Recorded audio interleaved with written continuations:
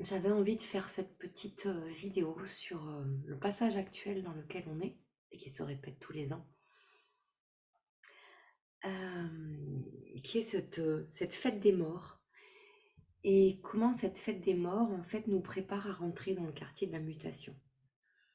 On pourrait conclure, je vais commencer par la conclusion, on pourrait conclure que célébrer nos morts va nous permettre de manifester notre soi sans restriction, c'est-à-dire le début du quartier de la mutation, la porte 1. On pourrait dire que le début de chaque quartier donne la couleur en fait de l'objectif de ce quartier. Et le quartier de la mutation commence par la porte 1 qui s'appelle manifester notre soi sans restriction. On n'est pas encore rentré dans le quartier de la mutation, mais ça arrive dans quelques jours. Plus j'avance, et je ne m'arrêterai jamais, je crois, dans ce modèle du design humain, plus j'aime le regarder comme un modèle qui nous permet de conscientiser le fonctionnement de la vie et le fonctionnement des cycles. Et quand on voit ce mandala avec les portes du centre de l'identité, les 4 portes d'amour et les 4 portes de direction, on voit les grandes étapes clés en fait de chaque cycle annuel.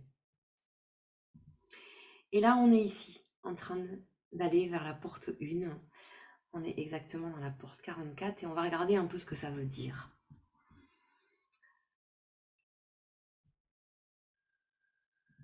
Donc le quartier de la mutation, il correspond à toutes ces portes ici qui sont en haut du mandala.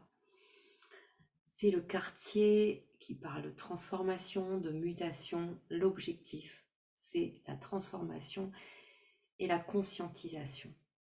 C'est aussi l'acceptation de la mort et donc la conscience que le but de la vie, c'est de bien mourir. Donc toute mutation prend source dans ce quartier. Ça veut dire que toutes ces portes sont des portes qui sont porteuses de mutation. C'est toujours fondamental de comprendre, de regarder une porte dans sa globalité. Ça veut dire quoi? Ça veut dire, pour comprendre la porte 1, il faut savoir dans quel quartier elle est. Il faut savoir dans quel archétype elle est. Il faut savoir dans quel centre elle est. Il faut savoir quelle est la précédente et quelle est la suivante. Ça veut dire, elle prend le relais de quoi et elle va alimenter quoi. La porte 1 ici, dont il est question pour démarrer le quartier de la mutation, s'enracine dans la porte 44 et va alimenter la porte 43. Donc c'est fondamental d'avoir toutes ces infos pour bien conscientiser une porte. Celles et ceux qui me connaissent savent que c'est un élément que j'adore regarder, en fait, d'aller chercher cette profondeur pour comprendre vraiment ce que la porte va nous donner comme information et donc le potentiel associé à la porte. Donc on est sur un quartier, un domaine, un morceau de cycle annuel qui vient parler de mutation. On va rentrer à cet endroit. Ça veut dire que l'hiver est porteur de mutation.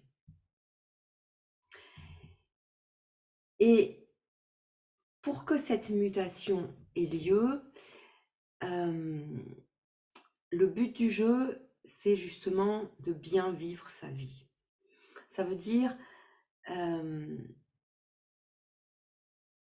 de tout faire pour avoir une vie authentique, une vie alignée à soi, et donc d'avoir le plus possible conscience de soi et de qui on est. C'est pour ça que c'est la période où on va aller voir à l'intérieur de soi. Le but profond, c'est d'accomplir son incarnation. Donc, qui je suis. Donc, d'avoir une vie la plus authentique possible. D'être un papillon qui va sortir de sa chrysalide. Et là, on est en train, j'aurais envie de dire, de faire ce passage-là pour aller vers ce papillon.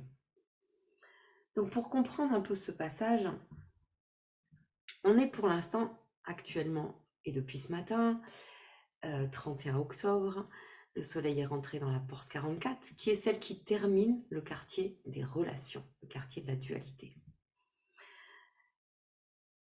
On est à la fin de ce quartier, on est dans le quartier de la fête des récoltes, du partage, de l'interaction, de la relation, de la co-création. Et on doit en ce moment, fêter cette saison, ce cycle qui vient de passer. Donc fêter nos récoltes. Et on finit par la porte 44. Cette porte, elle s'appelle, c'est la porte de la vigilance, elle s'appelle venir à la rencontre. C'est la mémoire instinctive, la porte 44. C'est celle qui a accès à toutes les expériences antérieures, donc à nos ancêtres. Et c'est une porte qui nous invite à aller à la rencontre de nos ancêtres. On dit que dans ce moment du Samhain, la fête celtique, c'est un moment particulier où en fait le passage entre le monde des dieux et le monde des humains est ouvert. Le passage entre nos ancêtres et nous est ouvert. Ça veut dire qu'on a accès en ce moment à ces mémoires ancestrales, à ces mémoires de nos ancêtres, et que c'est le moment d'aller faire le tri en fait. Aujourd'hui, je n'ai pas besoin de vous le dire, il y a toutes les feuilles des arbres qui tombent, c'est le moment d'aller nourrir le compost, c'est le moment d'aller mettre des choses au compost. On a partagé nos récoltes, c'est le moment de faire le tri et de préparer en fait le compost, le terreau pour le prochain cycle. Et donc ça veut dire prendre le temps de célébrer le passé, de célébrer nos ancêtres, de célébrer nos morts pour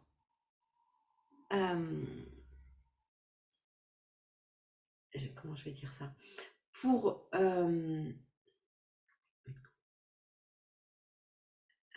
pardonner ce qui doit être pardonné et être en gratitude à ce qui doit être gratifié.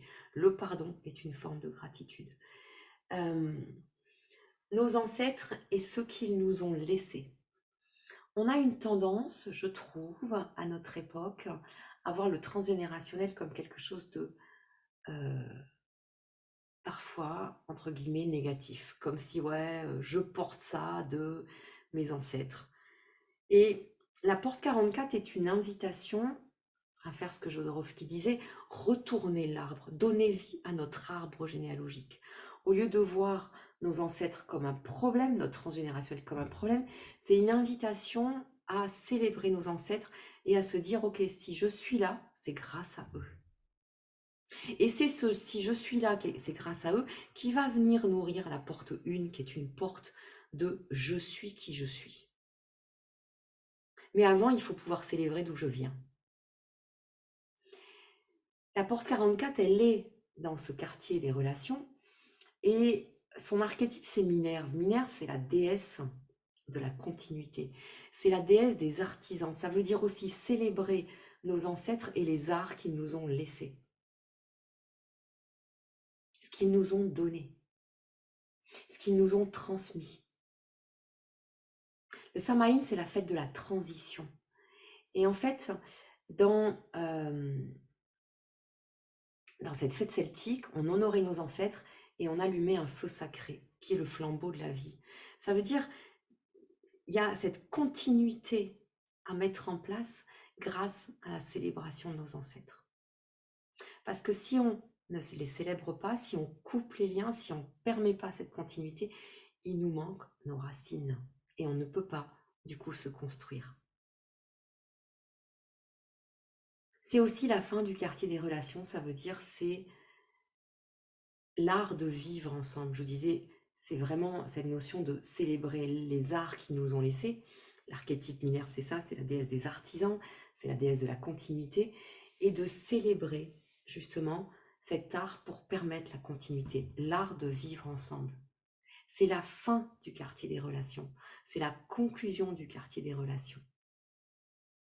Si on veut bien le clôturer, il faut célébrer cet art de vivre ensemble. Et c'est pour ça qu'on dit que c'est la fête de la réunion. Samhain vient de Samognon, qui veut dire la réunion. C'est le rassemblement pour honorer nos ancêtres. Donc honorer d'où on vient, honorer l'année qu'on vient de passer aussi. C'est pas que nos ancêtres, c'est aussi honorer le cycle qu'on vient de faire. C'est le moment d'Halloween. Halloween, qui a été bien déformé aussi, c'est justement faire le ménage, faire le bilan de l'année, faire le vide pour préparer le cycle suivant. Préparer le compost ou mettre au compost pour préparer le terreau plutôt. Et nettoyer, purifier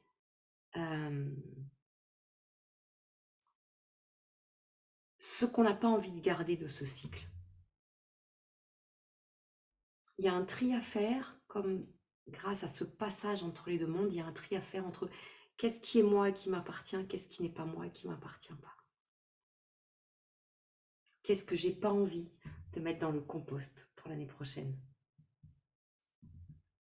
Et c'est ce tri, cet espace, ce vide qu'on va faire qui va permettre de nourrir la porte 1, le début du quartier de la transformation, de la mutation.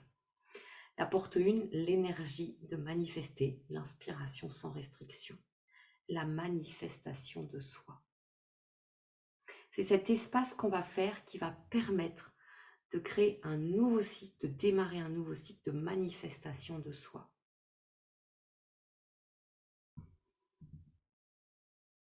Et là, on est dans l'archétype de chez Hadès. Hadès, c'est la conscience de soi, de ses richesses individuelles. On dit Hadès est incorruptible. Ça veut dire que je ne vais pas me laisser corrompre, je ne vais pas me laisser conditionner. Je vais prendre, je vais purifier ce qu'il y a à purifier, prendre ce qu'il y a à prendre pour faire le tri entre qu'est-ce qui est moi et qu'est-ce qui n'est pas moi. Nettoyer ce que j'ai plus envie de garder, de mes relations, de tous les patterns que j'ai mis en place, de tous les conditionnements, les paroles que j'ai dites que j'avais pas envie de dire, etc. Si on ne prend pas le temps de célébrer d'où on vient, le chemin parcouru, de faire le vide, on ne pourra pas manifester notre être unique. La porte 1, c'est aussi ça, c'est je suis qui je suis et je vais manifester qui je suis. Sans restriction aucune, sans conditionnement aucun, sans corruption. Pour pouvoir justement vivre, c'est l'objectif du quartier de la mutation, c'est l'objectif de ce cycle dans lequel on rentre, se purifier de nos vieux lambeaux, de nos conditionnements, prendre le temps de les conscientiser pour pouvoir justement les mettre au compost.